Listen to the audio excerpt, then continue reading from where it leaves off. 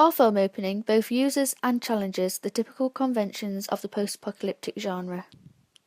We feel our production company uses the typical conventions for a production company of a post-apocalyptic film.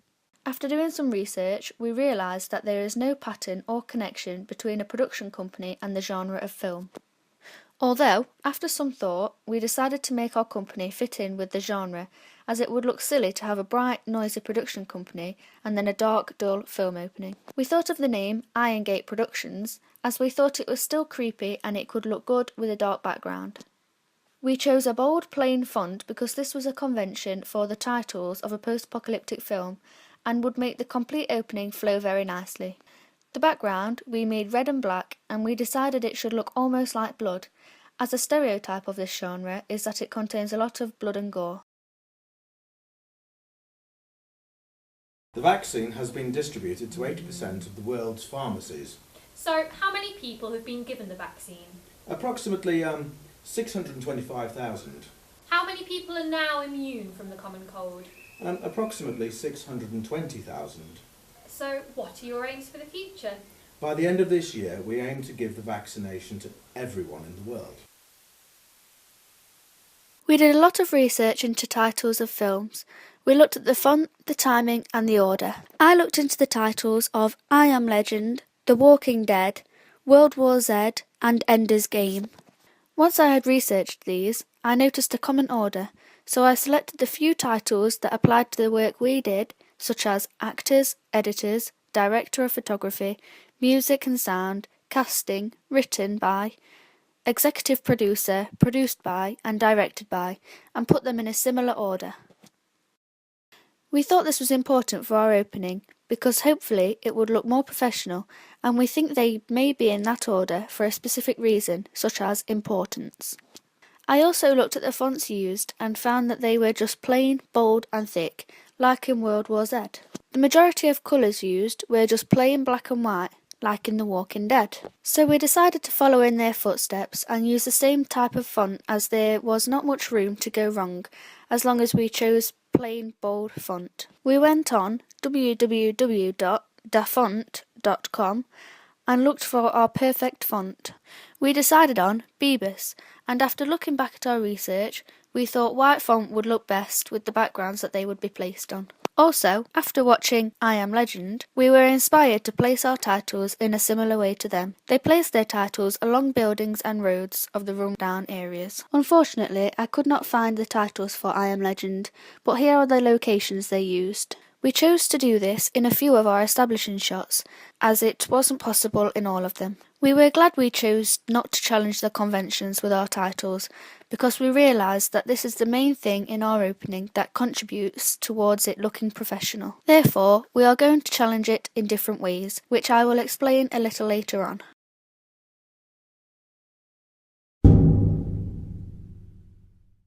We also decided to use the conventions of the post-apocalyptic genre with the main title. After looking at films such as The Book of Eli and Ender's Game, we saw that the main titles are also in a similar font as the titles, this being plain and bold again. We decided to use a subcategory font of Bebus, the one we used for our titles, and put our main titles in Bebus New. We thought this was great because it was a different font but still in the same category. Initially, we had decided to call our film Bella because it was short for the Latin word Bellator, meaning survivor and fighter. After giving it some thought, we realised that this title makes people think of a sweet little girl called Bella, and may get the impression that the film is a rom-com or family film, and is not actually the genre that it is. So, we rethought and looked at our research, and we saw that post-apocalyptic films often have complicated, long names. We decided to call our film Proliferation because it is short and snappy, but has an underlining meaning behind it. We also thought it might lead the audience into thinking, what does proliferation mean?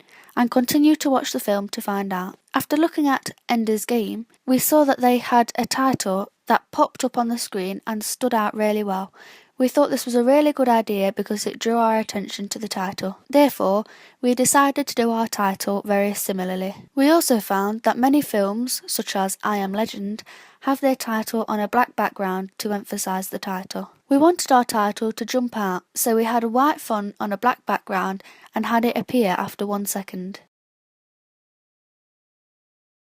The camera angles we used were not necessarily stereotypical for a post-apocalyptic film. We didn't use any specifically because it was a convention. One shot we did use was the point of view shot from an item's perspective. We thought it was a really good shot that isn't used very often. We got our inspiration from this from Breaking Bad. They use it quite a lot and we thought it created a good effect. However, we did follow the conventions for our establishing shots. We used panning shots, which we know are commonly used in this genre of film. We know this because of the research we carried out beforehand. We saw these shots in many films such as I Am Legend and The Book of Eli. We think that using panning establishing shots are very informative for the audience, as they get to see where the scene is set and what kind of state the place is in. We thought it was important to show what kind of state the place was in, because the main aim of our film was to show the world in 2025 after an apocalypse of some sort. We also used a low-angle shot of the character to show how, even though she is a strong and dominant person individually,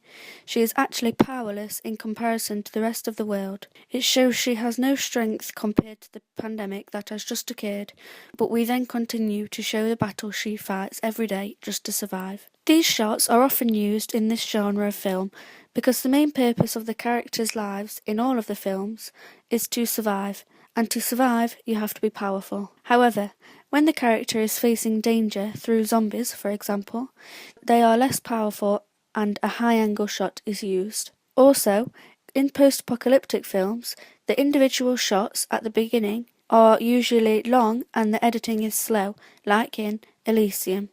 And then the faster editing and short shots come in towards the middle when the action starts to happen. However, we decided that because we only had 2 minutes to make the opening look appealing and make the audience want to watch the rest of the film, we decided to begin slow but add in some action to make it interesting and finish with fast editing and short shots to signify the action and danger. The costume is one main way in which we used the conventions. We thought it was best to use the conventions for this part because the character would just look silly and unequipped without the correct costume. We took our inspiration from The Book of Eli for the costume because this costume was the easiest to remake ourselves. The character in The Book of Eli was wearing big padded clothing with a gas mask because the thing that was threatening him was airborne. We chose our costume to the best of our ability and in consideration to what we all owned. We decided a big coat would be relevant because this is actually worn in many of the post-apocalyptic films. Gloves also seem to be a convention. I think this is because many of the characters do not know what they are actually touching when the world is in the state that it is. We used this convention not only because the weather was cold, but because it was sensible and made sense for our film too. Big boots and wellies are a convention too, and are also worn in every one of the films we researched. This is because the characters do a lot of walking and running, and these shoes are the most suitable. The other parts of the costume that we used are the dust mask and the big army bag. We chose to use these because the disease is airborne and in many films they carried large bags. We think this is because the characters need to carry a lot of supplies just in case they run into danger. We got the inspiration for the mask from The Book of Eli again. The hair and makeup are obviously a convention of post-apocalyptic films because how the characters look play a huge part in establishing the genre of film. After watching The Walking Dead, I saw the girls are always wearing no makeup and have scruffy, unbrushed hair. This is because they do not have makeup or the supplies to do their hair and makeup. We saw this as a very important part of our opening because we only had 2 minutes to show our genre, and like I said, the way the characters look play a huge part in establishing the genre of film. The lighting was an easy thing for us to plan. All we did was use the artificial light in Jacob's garage because it was very small and dim. Although artificial light is not a convention of the genre, some films do in fact find some kind of generator like in The Walking Dead. This would be something we could explain later on in the film, if we were to continue with the story. The typical conventions for the lighting in this genre of film are dull and natural lighting. We did our best to find dull lighting by planning for rainy, cloudy weather. I think we managed to get the best weather we could for our film opening.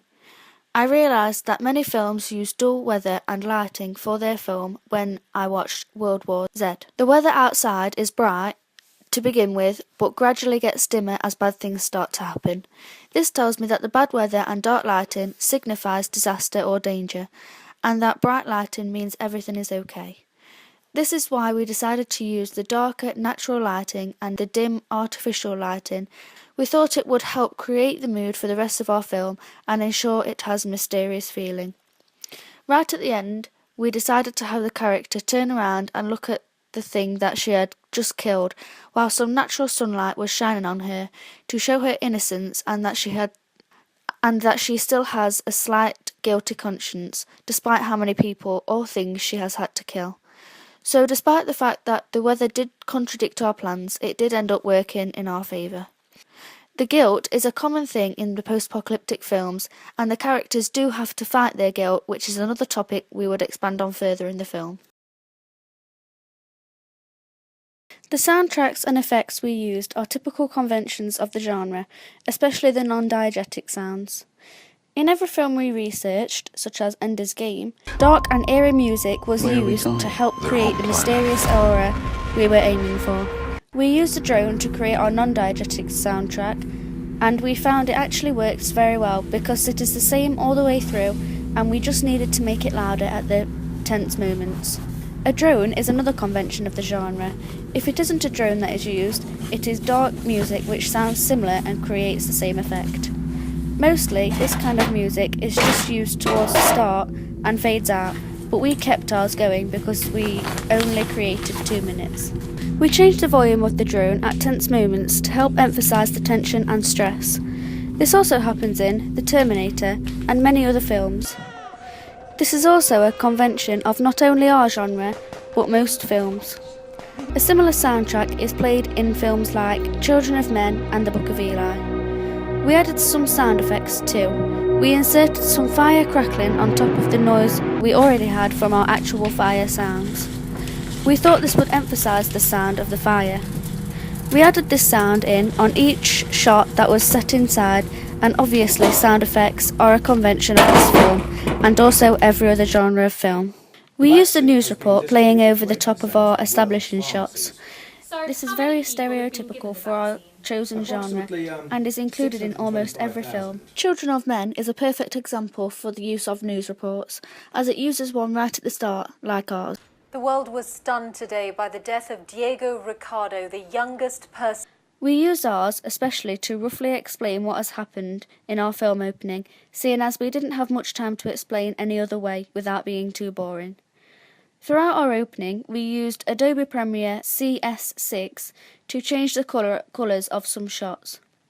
We needed to make the colours darker and less vibrant. This didn't take much time and effort because we managed to get the right weather and lighting while we were filming. The dark colours are typical in a post-apocalyptic film, as seen in The Book of Eli and Children of Men.